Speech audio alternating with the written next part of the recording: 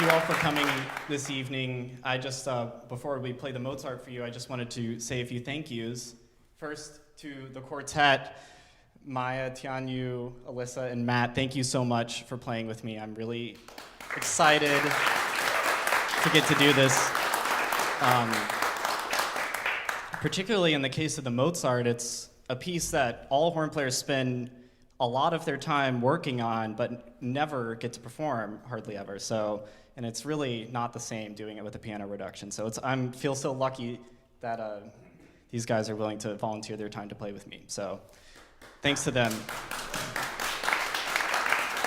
And I'd also like to say thanks to my teachers, Jen and Jeff, and the whole horn studio. I feel so lucky also to be a part of the horn studio here at Curtis, and the last 4 years have been so great. I've improved so much and learned so much from them, and aside from all of the horn-related things I've learned from them, they're also just wonderful people and great role models, so I'm really grateful to them.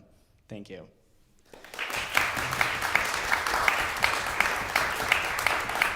And I'd also love to say thanks to my parents who came here all the way from Georgia to see this, and it's really special because they don't get to see me play all that often living so far away, so I'm really glad they could make it to see it in person. Thanks to them.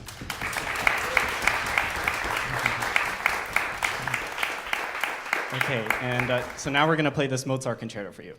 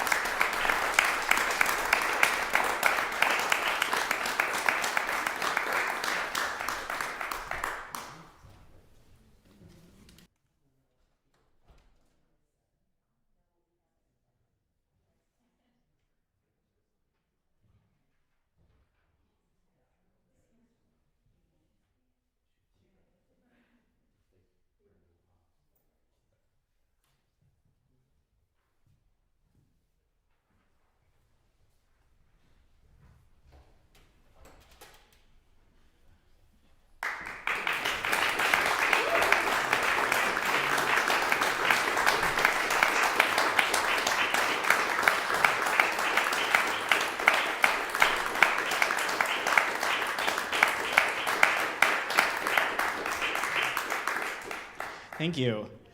So this recital is actually a project that I've been working on for a little while to earn my master's degree from Curtis. I think I might be the first person to do this. I'm going to give a little bit of a talk about kind of the choices, the repertoire choices I made, and the question that I sought to answer by preparing this recital. So all of these pieces that I'm playing were written for the natural horn, not the valve horn, which I have been playing on, and will play the Weber concertino on. And the natural horn, as you might have noticed, doesn't have any valves, which really changes the way that you have to play it, of course.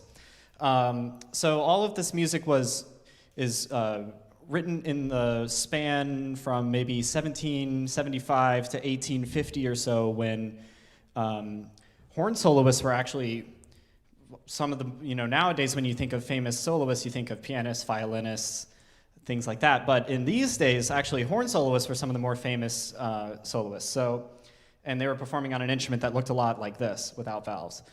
So it's something that has always struck me as I've learned more about the horn. How should we approach playing this music, which is such an important part of our repertoire, on an instrument that is completely different from what it was written for? So to kind of explain why that's such an interesting question to me, I thought that I would give you some background on how I learned to play the horn, and I think how a lot of students are taught to play the horn now. And so I've included a picture of a Holton H179, which is the horn of choice for many school band programs, and it's, for all intents and purposes, pretty similar to the horn that I play now. It's a double horn in F and B flat, and as you can see, it has valves. And you might, in 6th grade, when you start playing, look at a fingering chart, something like this, and you would think, okay, well, you're trying to learn your scales or whatever, and you think, to play a D, okay, I put down the first valve, to play an F, but you just look at the fingering, look at the note, you don't think too much about how they're all related, but like most other instruments, flute, clarinet, or whatever, you look at a fingering chart and you think, putting down this button means that I can produce this note. And maybe you start to study privately or play in an orchestra or something like that, and you first come across something like this, which is this is the exposition of the Mozart concerto I just played. But you see at the top it says horn in E flat, and your teacher might tell you, well, actually now you have to play this piece in the right key, you have to transpose down a whole step. So even though it appears as if it's written in C, no sharps or flats in the key signature, when you play this note here, what should sound is a concert E flat. So based on your training, learning the double horn in F, you're going to have to start thinking of all of these notes down a whole step from where they're written. So then you might wonder, okay, why would Mozart write it like that? Well, that's because he wasn't writing for this horn with valves. He was writing for this instrument, which didn't have valves. And in order to produce these pitches and play in different keys, horn players would use these things called crooks, which are just different lengths of tubing that you attach to the front end of the horn that allow you to change the length of the total tubing and therefore the key. And I thought I might demonstrate here how this instrument is related to this instrument. It'll make a lot more sense here if I show you. I think here, yes, this is a pretty crucial concept for horn players to understand, which is the harmonic series. I mean, all instruments are based on this principle. So let me show you here how this whole length of tubing is contained in that instrument as well. Hold on one second. So I'll play a harmonic series. This is the E crook I have in here.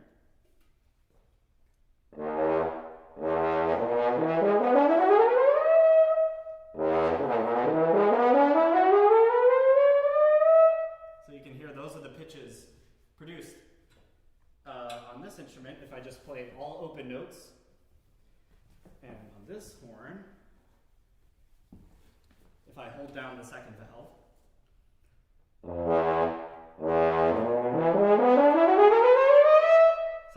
same exact length of tubing, actually, when I'm holding down the second valve on this horn as this.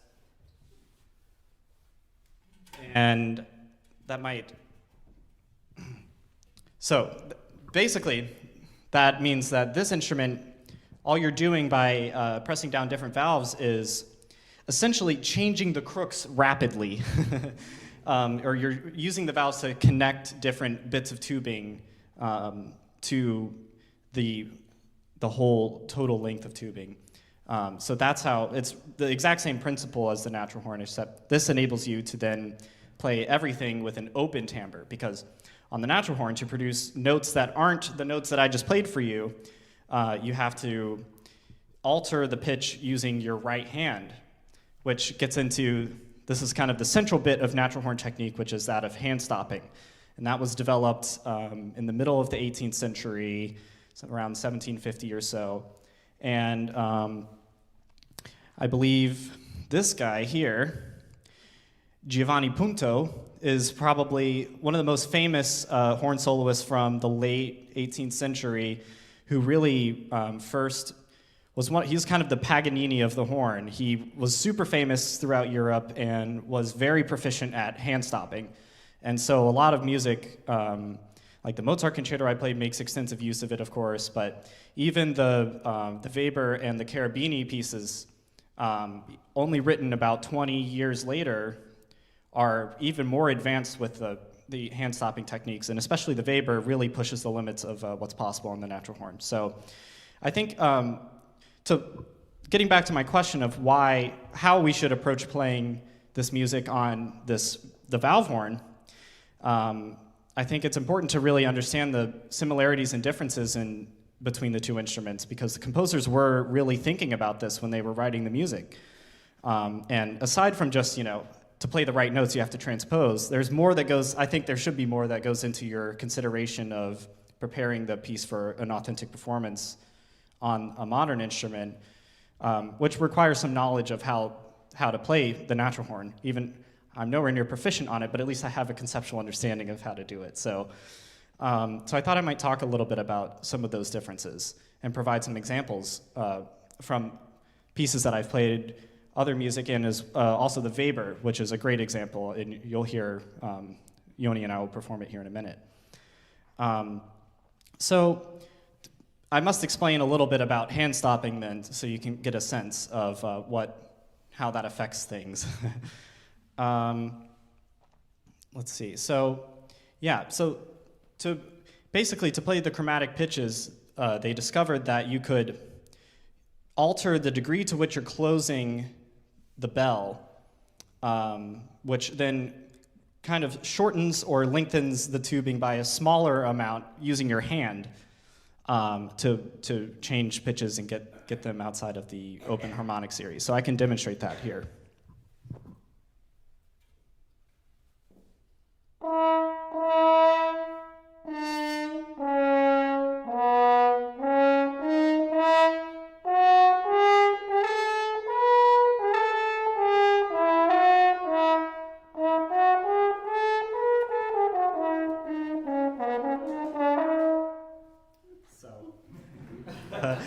Obviously, oh yeah, that was great, yeah.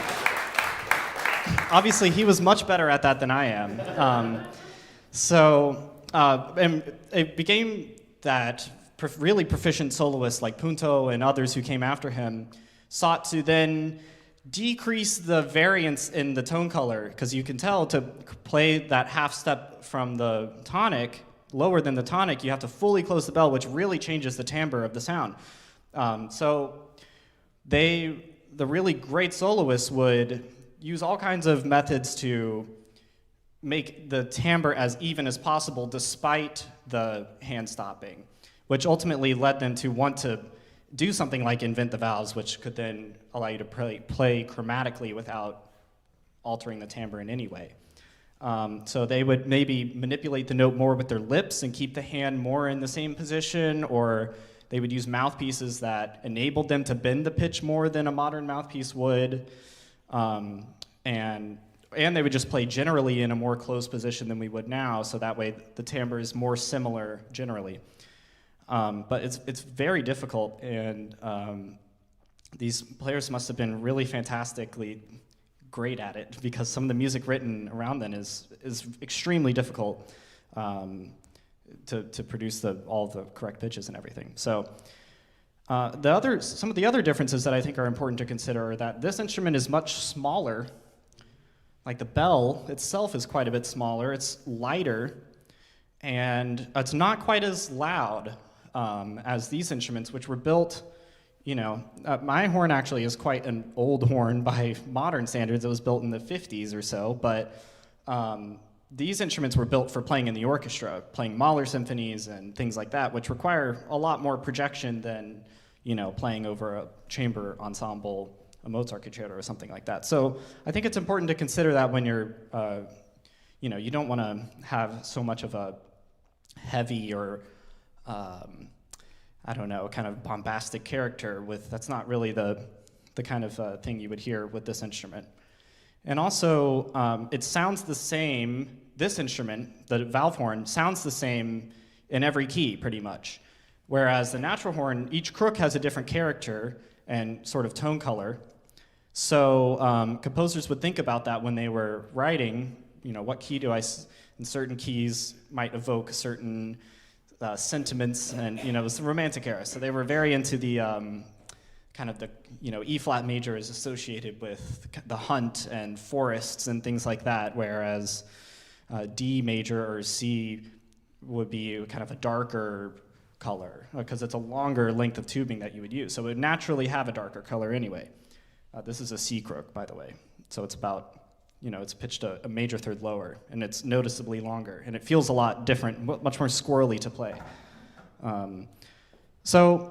Just to demonstrate that composers were thinking about these. I should point out, this is actually not really the instrument that these solo works would be written for. This is more of an orchestral natural horn.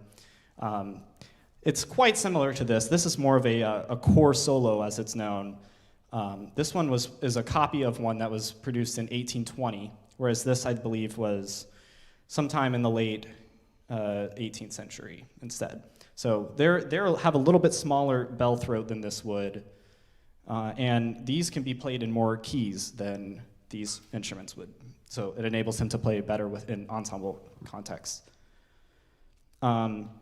Yes, okay, so here's an example of an early piece by Schumann for valve horn. It specifies Ventilhorn, which this is 1849 it was composed. This is the Adagio and Allegro, one of the most standard works in our repertoire. And you could tell Schumann was really excited about the new inventions of the valves because he really takes advantage of the new possibilities afforded by the valve horn, even in the first measure. He writes this ascending chromatic line, which would have been totally impossible to play on the natural horn without huge variance in the tone color. It would be very difficult, at least. And then another example here on the second page, he writes this sudden modulation from A flat major to B major, which is very distantly related key, and would have been completely impossible to play anything like that on one crooked instrument. So Schumann was very interested in using the new valved horn for musical effect. Whereas maybe Brahms, this is an example from his second symphony, the second movement. Brahms, who was a horn player, at least on an amateur level, he appreciated the qualities of the natural horn and wrote a lot of his music specifically for natural horn, even though valve horns had been well developed at this point. And this is an example that shows the way he writes melodically for the horn in a colorful way that you can tell he is taking into account the character that would be added to the music based on the hand technique, versus writing everything open. And yes, okay, so now I'll talk about a few examples from the Weber, which I'm about to play, that demonstrate a similar concept. Here in the first line, Weber writes, it starts out in E minor here, and we end up with this cadence in G major. But Weber writes in the first line, this A flat, this high A flat, and dolce under it. So to play a high A flat on the natural horn, you'd have to play fully covered, which would make the sound softer, of course, naturally, but I think it also, he intentionally wrote that note for musical effect. You know, if he wanted to modulate to G major, he could have done it in a different way, but he chose to write this high A flat, this long A flat, to provide this contrast, and he knew that it would have that muted character because of the hand technique required to produce the note. So it was really something they were thinking about, and I think it should be reflected in our performances on the modern instrument as well. But you wouldn't know to do that necessarily unless you were aware of the history of the instrument and how to play it. Okay, and then let's see. Oh yes, here's another example from this. This is from the development of the Mozart concerto I just played as well, using, it shows a similar sort of intention on Mozart's part. Here he writes this sforzato on a written B natural, which is also another fully closed note on the natural horn. But in this case, he wants it to have a really brassy character, which you're capable of producing only when you have the fully stopped effect. So he knows what you have to do to produce these pitches, and he's intentionally writing the music in such a way that that takes advantage of that. It uses it as a way to add musical value, rather than trying to just something he has to kind of deal with. But I think that horn players should be aware of this and use it to their advantage when they're playing on the valve instrument as well. Let's see, here's another example from the Weber, which shows kind of some more advanced sort of natural horn writing than anything you would see in Mozart. It's very vocal, and he even writes recitative. It's a recitative section, so this is basically just opera music at this point.